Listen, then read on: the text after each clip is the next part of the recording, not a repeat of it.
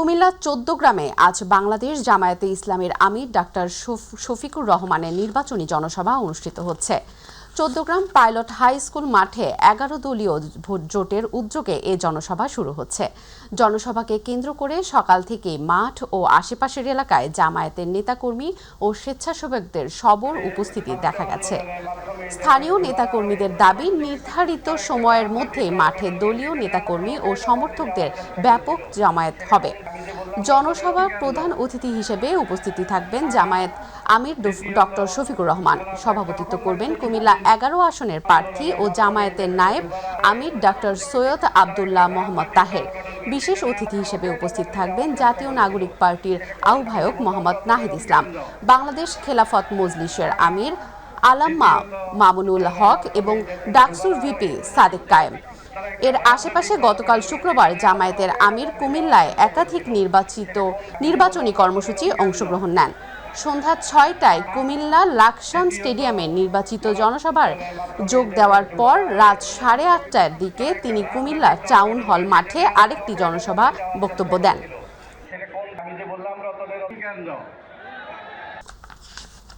দীর্ঘ বছর পর টাঙ্গাইল ও সিরাজগঞ্জ সফরে যাচ্ছেন বিএনপি চেয়ারম্যান তারেক রহমান। তার এই সফর ঘিরে দুই জেলাতেই নেতাকর্মীদের মধ্যে দেখা দিয়েছে ব্যাপক উৎসাহ উদ্দীপনা। দুপুরে বগুড়া থেকে ঢাকায় ফেরার পথে সিরাজগঞ্জ সদর উপজেলার পাইকপাড়া এলাকার বিসিক শিল্প পার্ক মাঠে আয়োজিত নির্বাচনী জনসভায় যোগ দেবেন তারেক রহমান। এই উপলক্ষে জনসভায় স্থলে প্রস্তুত করা হচ্ছে। তার আগমন ঘিরে নারায়ণগঞ্জ, সিরাজগঞ্জ জেলায় বইছে উৎসবের আমেজ। দলীয় নেতাকর্মী ও সমর্থকদের পাশাপাশি সাধারণ মানুষও তাকে বরণ করতে অধীর আগ্রহে অপেক্ষা করছে। একই সঙ্গে জেলায় জোরদার করা হয়েছে নিরাপত্তা ব্যবস্থা। রাজশাহী ও রংপুর বিভাগের নির্বাচনী সফরে অংশ হিসেবে সিরাজগঞ্জে আসছেন বিএনপি চেয়ারম্যান। শনিবারের জনসভায় তিনি জেলার ৬টি সংসদীয় আসনের বিএনপি মনোনীত ধানের শীষের প্রার্থীদের পরিচয় করিয়ে দেবেন। সিরাজগঞ্জের জনসভা শেষে তার পরবর্তী গন্তব্য টাঙ্গাইল। বিকেল ৪টায় যমুনা সেতু টাঙ্গাইল ঢাকা মহাসড়কের দারুণ ৪ বাইপাস সংলগ্ন খোলা মাঠে আয়োজিত জনসভায় প্রধান অতিথি হিসেবে বক্তব্য রাখবেন তারেক রহমান।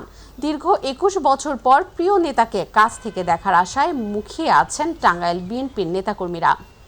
দলীয় সূত্রে জানায়, টাঙ্গাইল জেলার এটিই হবে তার প্রথম রাজনৈতিক জনসভা। বিএনপি চেয়ারম্যান তারেক রহমান বলেছেন, জুলাইয়ের ত্যাগ বৃথা যেতে পারে না। পরবর্তীতে ধরে রাখতে হলে মানুষকে সামনের কাতারে এসে দাঁড়াতে হবে। নিয়মতান্ত্রিক পরম্পরায় নির্বাচনে অংশ নিয়ে যোগ্য নেতৃত্ব বেছে নিতে হবে। শুক্রবার রংপুর কালেক্টরেট ঈদগাহ মাঠে আয়োজিত জনসভায় তিনি এসব কথা বলেন। বিস্তারিত মাহবুব সৈকতের রিপোর্টে। উত্তরাঞ্চল সফরের দ্বিতীয় দিন শহীদ আবু সাঈদের রক্তে ভেজা মাটি রংপুরে আসলেন তারেক রহমান। পীরগঞ্জের বাবনপুর গ্রামে ২৪ জুলাই অভ্যুত্থানের প্রথম এই শহীদের কবর জিয়ারত করলেন তিনি। এরপর তার পরিবারের সদস্যদের সাথেও খানিকটা সময় কাটালেন। এদিকে রংপুর নগরীর কালেক্টরেট ময়দান তখন অপেক্ষায়। সাঁঝের বেলায় পরিপূর্ণ হয়ে ওঠে বিভাগের ৩৩ নির্বাচনী এলাকার নেতাকর্মীর পদভারে। পথে পথে উৎসুক জনতার ভালোবাসা ডিঙিয়ে রাত ৮টার দিকে জনসভা মঞ্চে পৌঁছালেন বিএনপির চেয়ারম্যান। জনতার উদ্দেশ্যে বললেন, শহীদের আকাঙ্ক্ষার দেশ গড়তে সঠিক নেতৃত্ব দেওয়ার সক্ষমতা রয়েছে কেবল বিএনপির। নির্বাচনের মাধ্যমে আগামীতেও সরকার গঠন করতে পারলে ফ্যাসিস্ট আওয়ামী লীগ আমলের মেঘা প্রকল্পের নামে লুটপাট করে পাচার করা অর্থ ফিরিয়ে আনারও কথা জানান তিনি। আবিষ্কারের স্বপ্নের যে কথাগুলো আমি বললাম, এইগুলো যদি বাস্তবায়ন করতে হয় তাহলে আমাদেরকে আরেকটি বিষয় টুপি চেপে ধরতে হবে। বলেন তো কি সেটা? দুর্নীতি চেপে ধরতে হবে, টুপি চেপে ধরতে হবে। আমরা দেখেছি বিগত ১৬ বছর উন্নয়নের নামে মেগা প্রজেক্ট হয়েছে। যদি মেগা আমাদের আপত্তি ছিল না, কিন্তু আমরা দেখে কিভাবে মেগা প্রজেক্টের নাম করে মেগা দুর্নীতি করা হয়েছে। স্বনির্ভর দেশ গড়তে কৃষি ঋণ মৌকুব সহ কর্মসংস্থান সৃষ্টিতে নানা পরিকল্পনার কথা তুলে ধরেন বিএনপির শীর্ষ এই নেতা।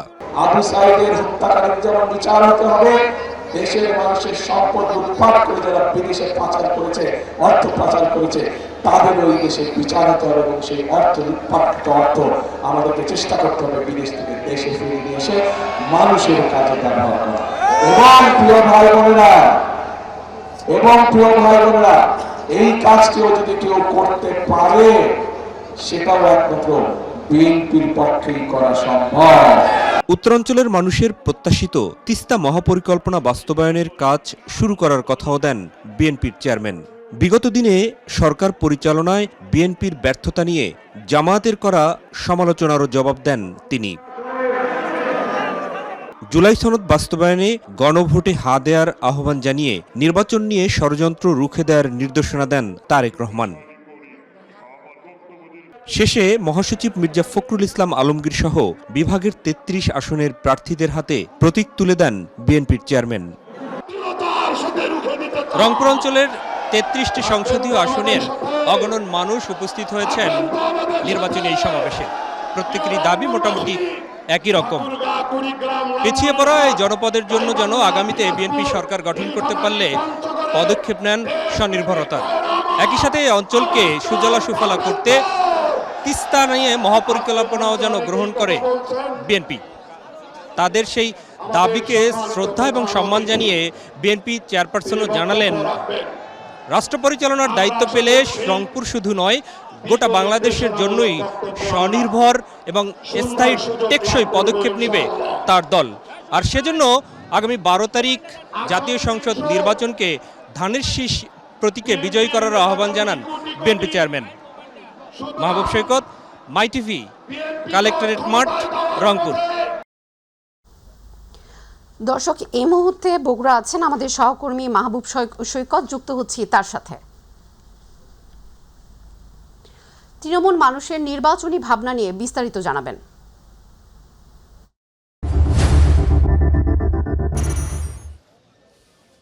অনেক ধন্যবাদ।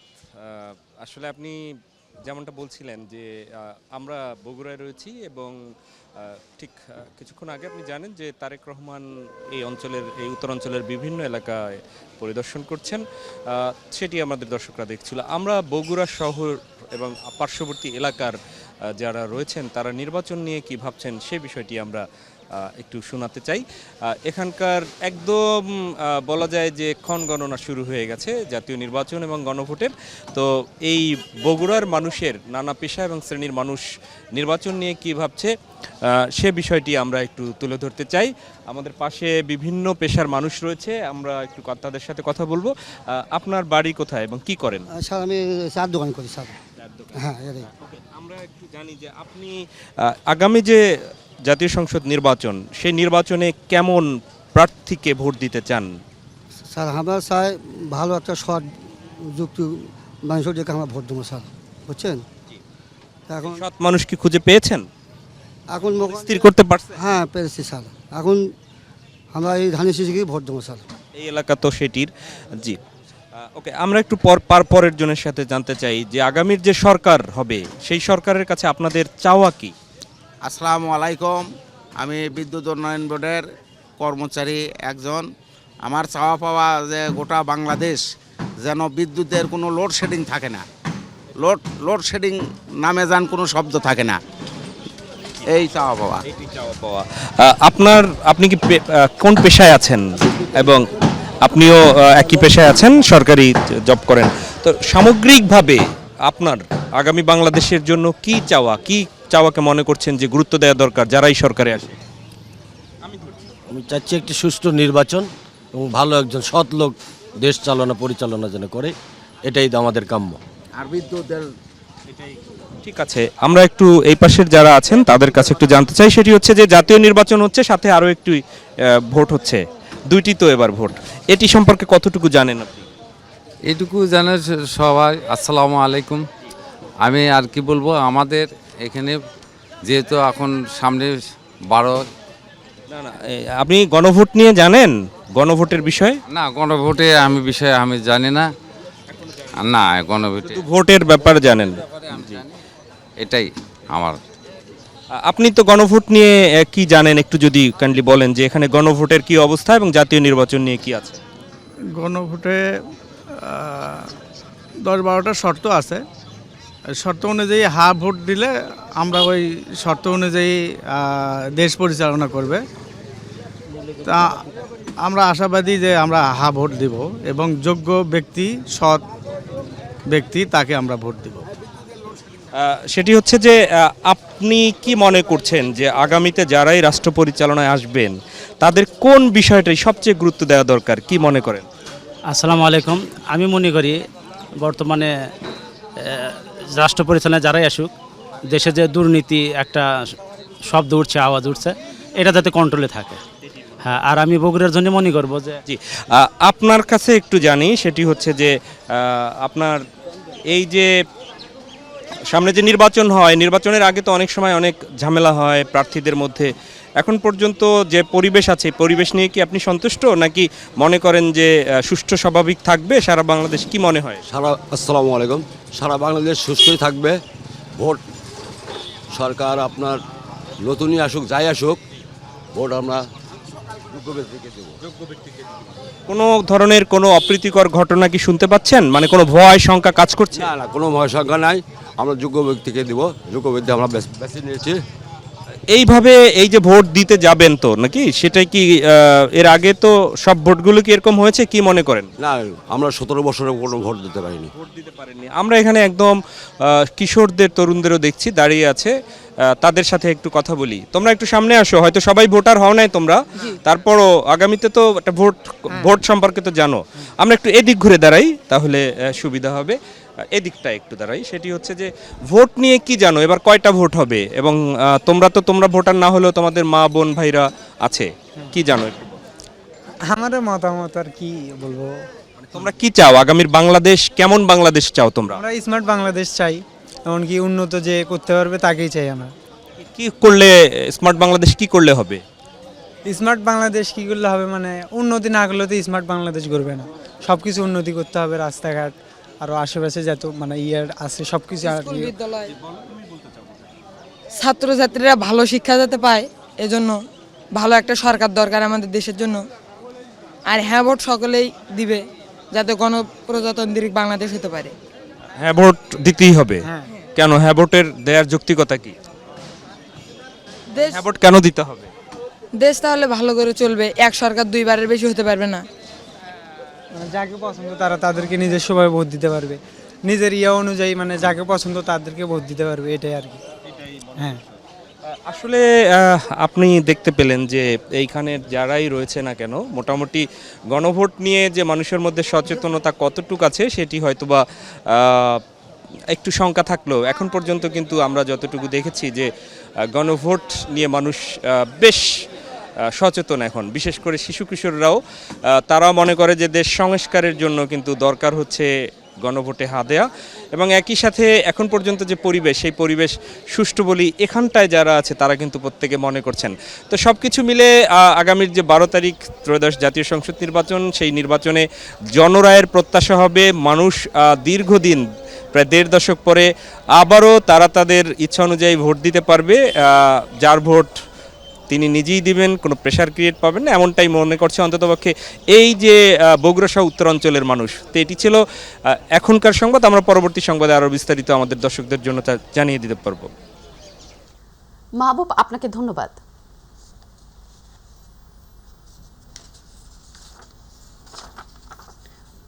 ত্রয়োদশ জাতীয় সংসদ নির্বাচনকে ঘিরে লক্ষ্মীপুর 1 রামগঞ্জ আসনে দেখা যাচ্ছে ব্যতিক্রমী এক রাজনৈতিক চিত্র। একই পরিবারে পিতা পুত্র কিংবা নির্বাচনী মাঠে অবস্থান বিপরীত। লক্ষ্মীপুর থেকে জেলা প্রতিনিধি শফিউল আজম চৌধুরী জুয়েলের পাঠানো তথ্য ও ভিডিও চিত্রের রিপোর্ট। নির্বাচন মানে শুধু প্রতীকের লড়াই নয়, কখনো কখনো তা ভেঙে দেয় পারিবারিক সমীকরণও। ত্রয়োদশ জাতীয় সংসদ নির্বাচনে লক্ষ্মীপুর 1 রামগঞ্জ আসনে দেখা যাচ্ছে তেমনই এক চিত্র।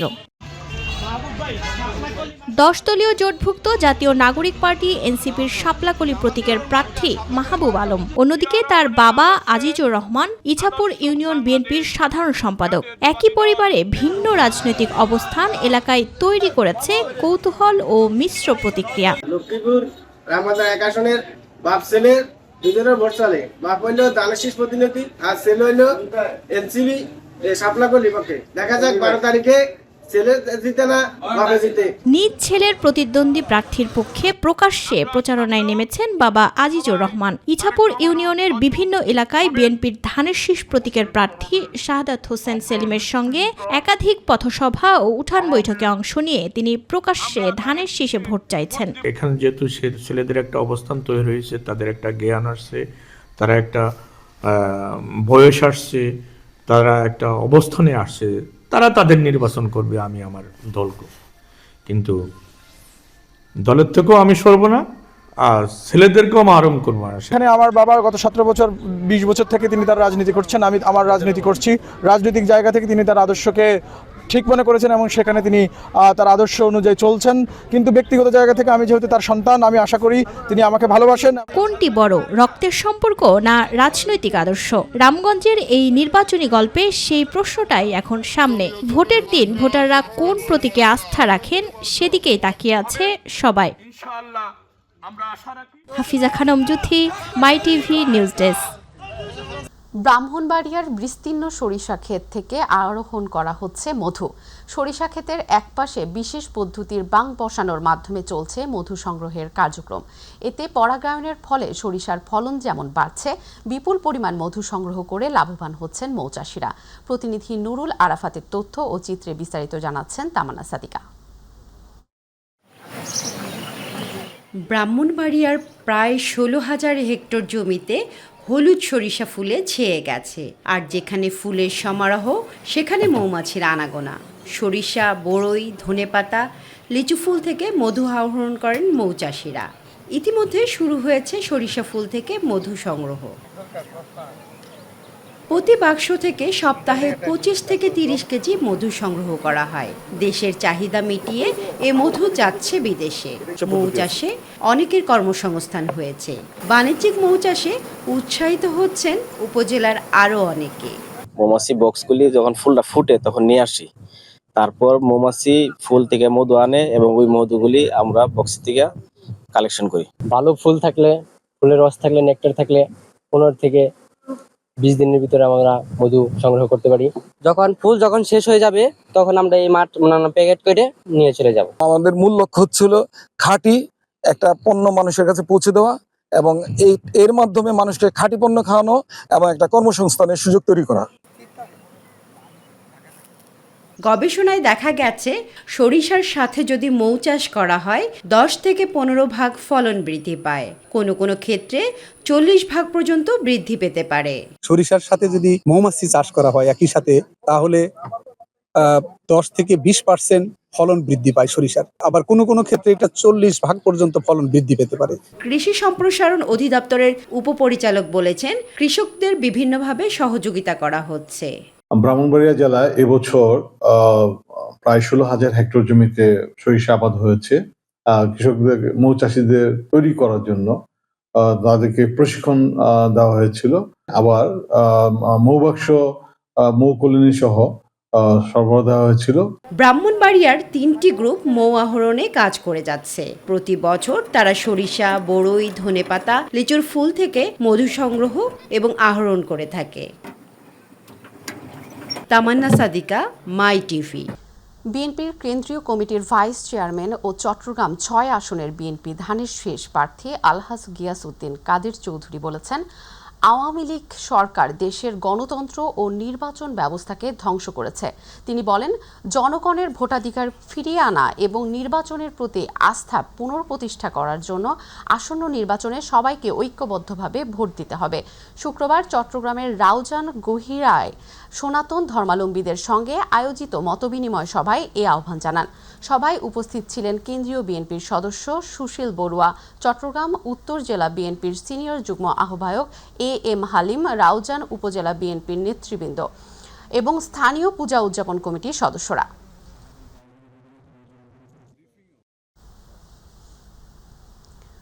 আসন্ন ত্রয়োদশ জাতীয় সংসদ নির্বাচনকে সামনে রেখে চট্টগ্রাম 10 মহানগর আসনে ইসলামী আন্দোলন বাংলাদেশ মনোনীত হাতপাখা প্রতীকের প্রার্থী আলহাজ মোহাম্মদ জান্নাতুল ইসলাম গণসংযোগ ও প্রচারণা চালিয়েছেন। গতরাতে নগরীর 25 নম্বর রামপুর ওয়ার্ডের বিভিন্ন এলাকায় তিনি ভোটারদের সঙ্গে মতবিনিময় করেন। গণসংযোগে উপস্থিত ছিলেন ইসলামী আন্দোলন বাংলাদেশ হালিশহর থানা সভাপতি মোহাম্মদ শেখ সাব্বির, জয়েন্ট সেক্রেটারি হামিদুল হক নবী, ওয়ার্ড সভাপতি ওমর সুজন ও সেক্রেটারি আব্দুল মান্নান সহ থানা ও ওয়ার্ড পর্যায়ের নেতাকর্মীরা। এ সময় বক্তারা বলেন, নিরাপদ, সন্ত্রাসমুক্ত ও আধুনিক নগর গড়তে হাতপাখা মার্কায় ভোট দেওয়ার বিকল্প নেই।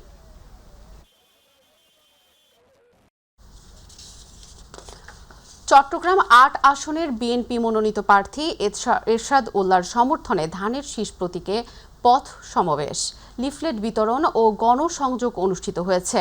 চট্টগ্রাম মহানগর ছাত্রদলের সাবেক সহসভাপতি গিয়াস উদ্দিন চৌধুরী জিয়ার নেতৃত্বে নগরীর সুন্নিয়া মাদ্রাসার নাজিরপাড়া, শ্যামলী আবাসিক, গাউসিয়া আবাসিক সহ বিভিন্ন এলাকায় ভোটারদের সঙ্গে মতবিনিময় ও প্রচারণা চালানো হয়।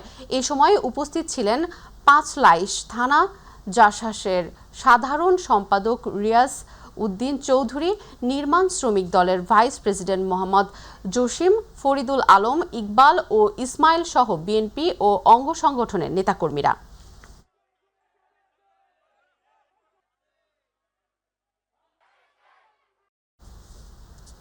আসন্ন ত্রয়োদশ জাতীয় সংসদ নির্বাচনকে সামনে রেখে চট্টগ্রাম 12 আসনে বিএনপি মনোনীত ধানের শীষ প্রতীকের প্রার্থী এনামুল হক এনাম গণসংযোগ ও প্রচারণা চালিয়েছে। গতকাল বিকেলে পটিয়া উপজেলার হাবিলাস দ্বীপ ইউনিয়নের বিভিন্ন এলাকায় তিনি ভোটারদের সঙ্গে মতবিনিময় করেন। এ সময় তিনি বলেন, পটিয়াবাসীর প্রত্যাশা এই আসন্ন বিএনপির চেয়ারম্যান তারেক রহমান উপহার দেওয়া। গণসংযোগ ইউনিয়ন বিএনপির সাবেক সভাপতি হাসানের সভাপতিত্বে উপস্থিত ছিলেন নির্বাচন পরিচালনা কমিটির আহ্বায়ক খোরশেদ আলম, সদস্য সচিব শফিকুল ইসলাম, ছাত্রদল নেতা SM নয়ন সহ ইউনিয়ন পর্যায়ের নেতাকর্মীরা। বক্তারা বলেন, জনগণের ভোটাধিকার ও গণতন্ত্র পুনরুদ্ধারে ধানের শীষে ভোট দেওয়ার আহ্বান জানান তারা। আমাদের নেতার কমিটমেন্ট, আমাদের নেতা আমাদেরকে বলেছে জনগণের পাশে থেকে জনগণের যে সমস্যাগুলি আছে এগুলি চিহ্নিত করে আমরা যদি ধানের শীষ প্রতীকে জয় করেন। কেক কেটে বর্ণাঢ্য আয়োজন ও উৎসবমুখর পরিবেশে কবি নজরুল একাডেমি চট্টগ্রামের 18তম প্রতিষ্ঠাবার্ষিকী অনুষ্ঠিত হয়েছে। গতরাতে চট্টগ্রাম জেলা শিল্পকলা একাডেমির হলরুমে এ আয়োজন করা হয়। শিশুদের মেধা ও মননশীলতায় এক ধাপ এগিয়ে এই স্লোগান ধারণ করে যাত্রা শুরু করা একাডেমিটির অনুষ্ঠানে কারিশমা কবির ঐশী ও স্নিগ্ধা বড়ুয়ার সঞ্চালনায় এবং সাংবাদিক ওয়াহিদ জামানের সভাপতিত্বে শুভেচ্ছা বক্তব্য দেন বাংলাদেশ আনসার PDP চট্টগ্রাম রেঞ্জের সহকারী পরিচালক হুমায়ুন কবির, একাডেমির পরিচালক জেবুন নাহার শারমিন, নির্বাহী প্রধান মোহাম্মদ নূর নবী ও হেড অব অ্যাডমিনিস্ট্রেটর স্বপ্নিল বড়ুয়া ডানা। অনুষ্ঠানে প্রশিক্ষণার্থীদের আবৃত্তি, নৃত্য ও গানের পরিবেশনায় দর্শকদের মুগ্ধ করে।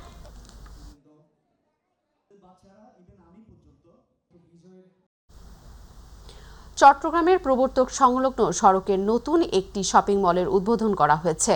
কনকর্ড গ্রুপের উদ্যোগে নির্মিত কনকর্ড মইন স্কোয়ারের উদ্বোধনী অনুষ্ঠানে প্রধান অতিথি হিসেবে উপস্থিত ছিলেন চট্টগ্রাম সিটি কর্পোরেশনের মেয়র ডক্টর শাহাদাত হোসেন। অনুষ্ঠানে আরও উপস্থিত ছিলেন কনকর্ড গ্রুপের পরিচালক Anwarul Haque, head of operations Mohammad Faisal Islam, head of business development Mamun Abdul Kaiyum, DGM corporation affairs Tanvir Alam Khan এবং চট্টগ্রাম প্রেস ক্লাবের সভাপতি জাহেদুল করিম রুচি। ফিতা কেটে উদ্বোধনের পর অতিথিরা শপিং মলের বিভিন্ন অংশ পরিদর্শন করেন। উদ্বোধনী অনুষ্ঠানে বিভিন্ন শ্রেণী পেশার মানুষেরা উপস্থিত লক্ষ্য করা যায়। তার নিজ হাতে ফিতা কেটে ন্যাশনাল অ্যান্ড ইন্টারন্যাশনাল কোরিও আমাদের সাথে রয়েছেন মাননীয় মেয়র মহোদয় ডক্টর। অনেকবার আমি অনেক প্রোগ্রামে বলেছি, আমি দূর থেকে ঢাকা থেকে আমার মনে হয় যেটা অলরেডি পরিবেশ নিশ্চিত করা, ব্যবসা পরিবার যাতে সকলের প্রবেশ অবাধ এবং অবধারিত। আমরা মনে করি সেখানে অবশ্যই শপিং মল থাকবে, ফুডিং থাকবে এবং আমি বলবো রিজনেবল প্রাইস না, কিন্তু প্রধান অতিথি হিসাবে আমি বলবো যারা এখানে বিজনেস ওনার রয়েছেন তারা গর্বের এবং আবেগের। এবং আরো অনেক নতুনত্ব নিয়ে আরো নতুন ব্র্যান্ড। চট্টগ্রাম নগরীতে নতুন একটি শপিং মলের কার্যক্রম শুরু হয়েছে। গতরাতে মেরিডিয়ান কোহিনুর সিটির উদ্বোধনী অনুষ্ঠানে প্রধান অতিথি হিসেবে উপস্থিত ছিলেন চট্টগ্রাম সিটি কর্পোরেশনের মেয়র ডাক্তার শাহাদাত হোসেন। উদ্বোধনী অনুষ্ঠানে বিশেষ অতিথি হিসেবে উপস্থিত ছিলেন মেরিডিয়ান হসপিটালিটি লিমিটেডের managing director S M. Kamal Pasha, Kohinoor Kamal, Chittagong chamber of কমার্সের প্রশাসক মোহাম্মদ মোতাহের হোসেন এবং চট্টগ্রাম প্রেস ক্লাবের সভাপতি জাহেদুল করিম কোচি। ফিতা কেটে উদ্বোধনের পর অতিথিরা শপিং মলের বিভিন্ন ফ্লোর ও দোকান পরিদর্শন করেন। অনুষ্ঠানে ব্যবসায়ী, ক্রেতা ও বিভিন্ন শ্রেণীর পেশার মানুষের উপস্থিতি লক্ষ্য করা যায়।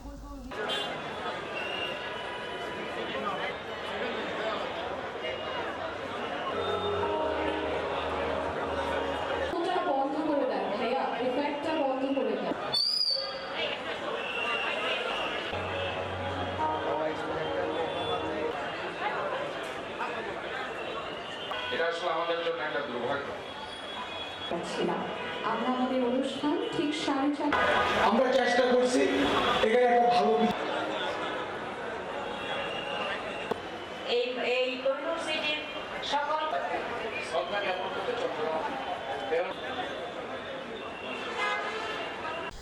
শরীয়তপুর জেলার সদর উপজেলা চন্দ্রপুর আব্দুল হাকি পাবলিক উচ্চ বিদ্যালয়ের উদ্যোগে বার্ষিক ক্রীড়া ও সাংস্কৃতিক প্রতিযোগিতা ও বিজয়ীদের মাঝে পুরস্কার বিতরণ অনুষ্ঠান অনুষ্ঠিত হয়েছে। বিদ্যালয় মাঠে আয়োজিত অনুষ্ঠানে অত্র বিদ্যালয়ের প্রধান শিক্ষক মেহেদি রহমান মিজানের সভাপতিত্বে সহকারী প্রধান শিক্ষক আবুল বাশার শিকদারের পরিচালনায় অনুষ্ঠানে প্রধান অতিথি হিসেবে উপস্থিত ছিলেন সদর উপজেলা নির্বাহী কর্মকর্তা ইলুরা ইয়াসমিন। বিশেষ অতিথি হিসেবে উপস্থিত ছিলেন অতিরিক্ত জেলা শিক্ষা কর্মকর্তা মোহাম্মদ নজরুল ইসলাম, উপজেলা মাধ্যমিক শিক্ষা কর্মকর্তা আনন্দময় ভৌমিক, উপজেলা academy supervisor Shirin Sultana, Chandrapur union BNP সভাপতি হাবিবুর রহমান শিকদার ও বিএনপি নেতা মতিউর রহমান মুন্না।